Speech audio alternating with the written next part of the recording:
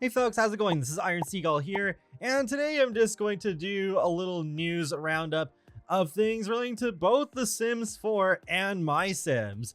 So starting off with MySims, the Cozy Bundle released exclusively on the Nintendo Switch last week, and recently I did upload one of my longest videos to date, just doing some gameplay of the original MySims. I will do a MySims Kingdom video at a later date, but I did want to mention that they actually did release a day one patch and what I could basically call a laundry list. So here's the November 19th patch notes.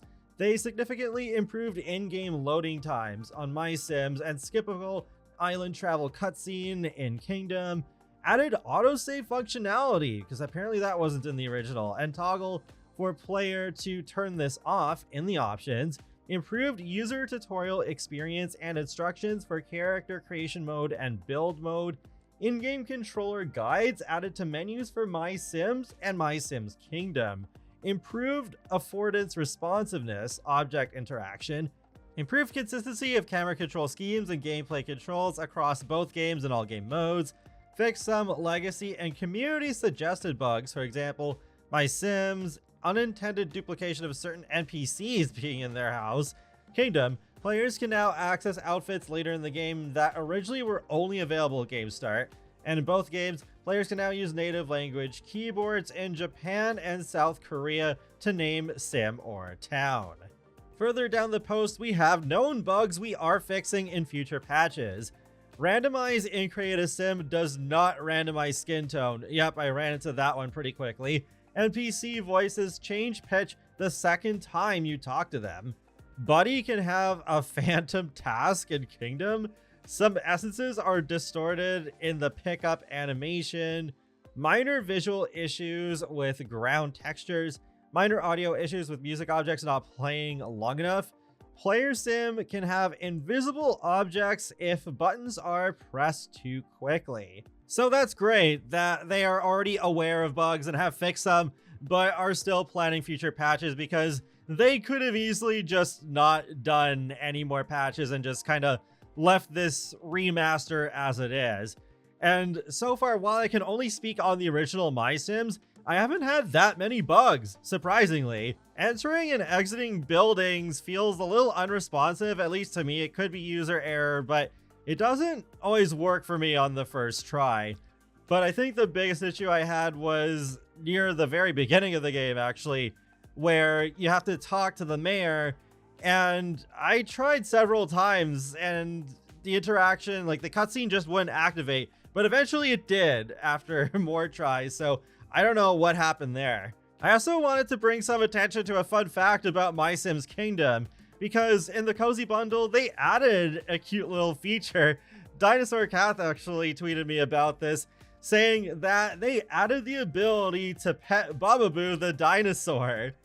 Turns out there was someone on Reddit saying they're a MySims producer, saying, "We're so happy someone noticed. Some of our team members are huge fans of Bababoo and felt it wasn't fair you couldn't interact with him in the past, so we snuck this one in." And I love that. Even though this budget was obviously given to them for a remaster, not a full-on remake of these two games, it just tells me that they really care about these games. So I hope that this team does continue to get to work on remasters of the rest of the MySims series, or even a brand new entry.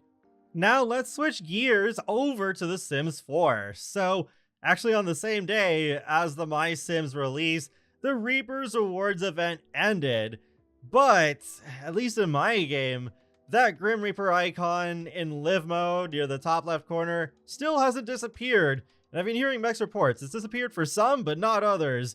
So what gives? Well, it turns out that it's most likely going to need an update to have it removed, and said update is very likely releasing tomorrow. I only saw it on the Sims official Discord, but Shawnee, a Sims community manager, has said the Reaper's Rewards event has ended. The Reaper's Rewards event screen will still be available to players until November 26th. While quests and event progression will no longer be available after today, players can still claim any event rewards that they've earned but not yet claimed from the event screen. Rewards must be claimed by November 26th or they will be lost. So yeah, it sounds like the reason for them being lost is that this will be the result of the event being completely removed from the game and not just the progression being stopped if you haven't already completed everything. I do hope though that they fix some other bugs too, like especially that one I made a whole video about with objects getting stuck in the world. If you play in a residential rental or in one of the apartments in City Living where the festivals take place and those objects get left behind. I remember that particular thing actually happened when City Living first came out, and then they fixed it eventually, but you had to go to the festival and then stay at the festival until it's over and all the objects despawn. So I'm guessing that's what we'll have to do whenever they do fix that. But yeah, I hope it's not just an update to remove the event. I'm not expecting any new content. I certainly don't need any right now. We just got 2 kits and a whole expansion pack, so I don't need any new content for a good long while. I just hope for at least the next couple of months they can focus more on bug fixes. Then again, the 25th anniversary of the Sims franchise is going to be in early February, so I think once we hit January, things are not going to be quiet for very long. I think they'll already be in the swing of promoting more content again very shortly after the new year. So they're probably going to release a new pack around that time, I would imagine. That is pretty much it. In other news, the Storybook Vale DLC for Disney Dreamlight Valley came out. I haven't made a video on that yet because I want to change things up this time. Instead of just making a quick news video saying, hey, it's out now, I also wanted to give my first impressions. I have done a couple of streams already over on my Twitch channel. The link is in the description. I am going to do at least one more stream because I'm really getting into it. But yeah, I thought it would be more fun to do some first impressions as well and include a bit of footage from my live stream so far, even though that does mean that I didn't have a video for it out on the release day. So I don't know exactly when that video will be out, but that is something that I'm working on. And that wraps up another Sims Info and Thoughts video. So feel free to let me know your thoughts in the comment section below. Have you bought the MySims Cozy Bundle, and are you enjoying it so far? And are you looking forward to a new Sims 4 update, hopefully releasing tomorrow? And be sure to subscribe if you'd like to keep up with my latest gaming content. I will talk to you all later, and have a great day. Thanks for watching.